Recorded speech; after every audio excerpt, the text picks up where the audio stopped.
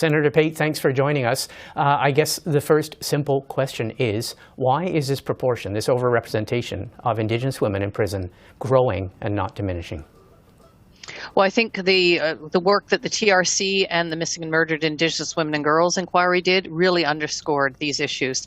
This starts long before the prison and legal system. It starts from the fundamental inequalities that Indigenous women in particular face, but it's exacerbated by everything that then happens in the system. We are soon going to be releasing a report showing that disproportionately, for instance, life sentences impact Indigenous women who fight back, defending themselves or defending others from violence.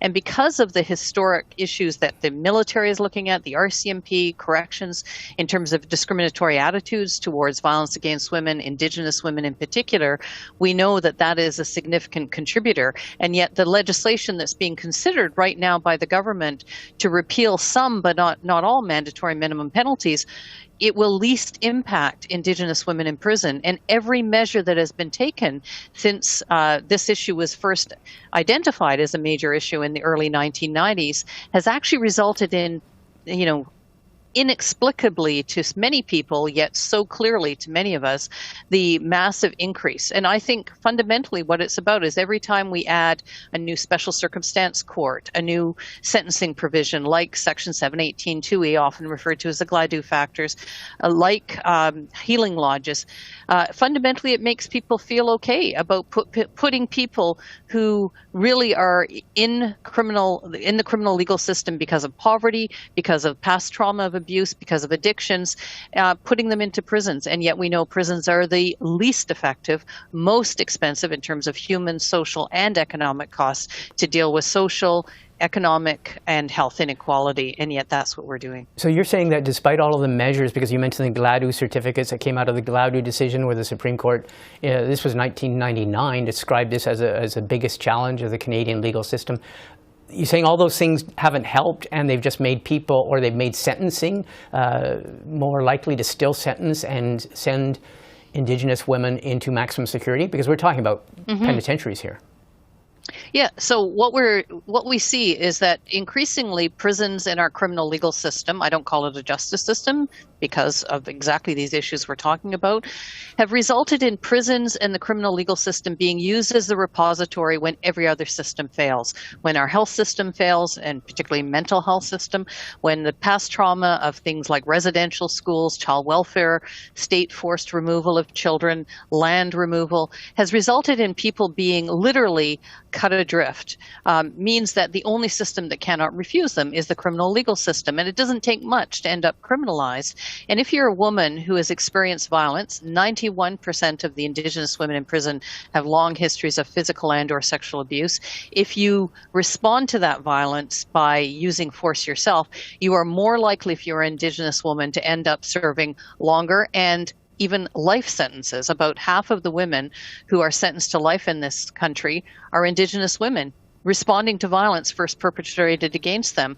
And yet the mandatory minimum, the law that's being looked at right now to address mandatory minimum penalties will not result in reductions in those numbers because we're not looking at all mandatory minimum penalties.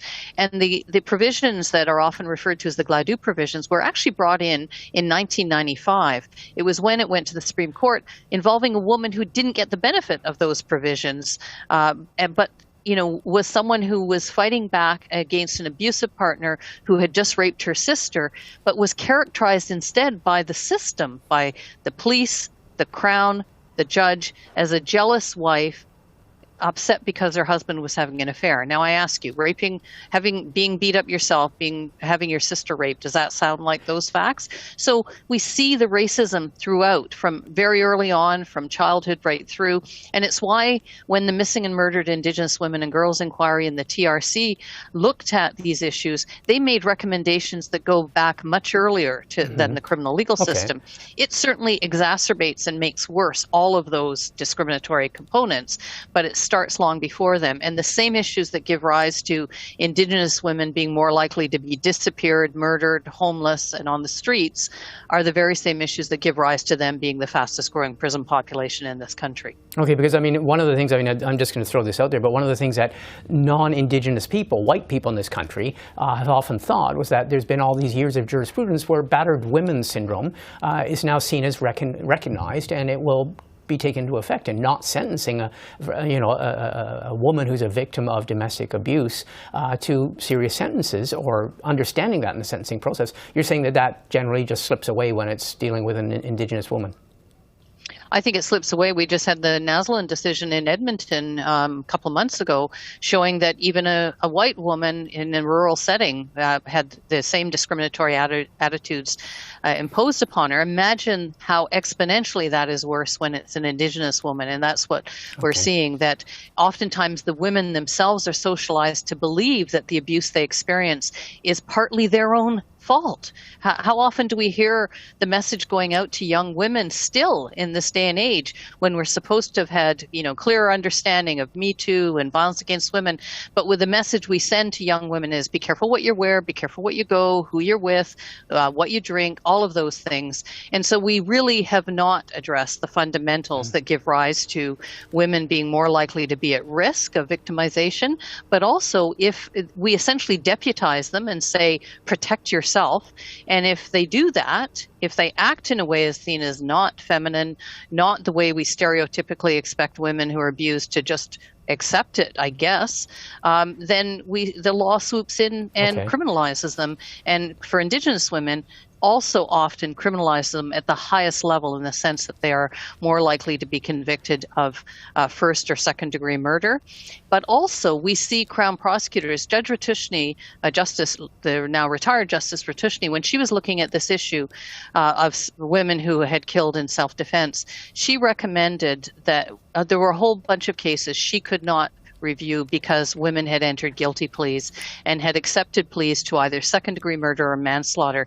And she said, where a Crown prosecutor is willing to accept a guilty plea to manslaughter, then they should be trying the trial as manslaughter. Instead, what happens is, and there was a case in Iqaluit just as recently as a couple of months ago, where the young woman lawyer representing a woman client who was a victim of an Inuk woman, victim of abuse, right up until just before the case was finished, was being encouraged to enter a guilty plea for her client to manslaughter in exchange for dropping the charges of murder.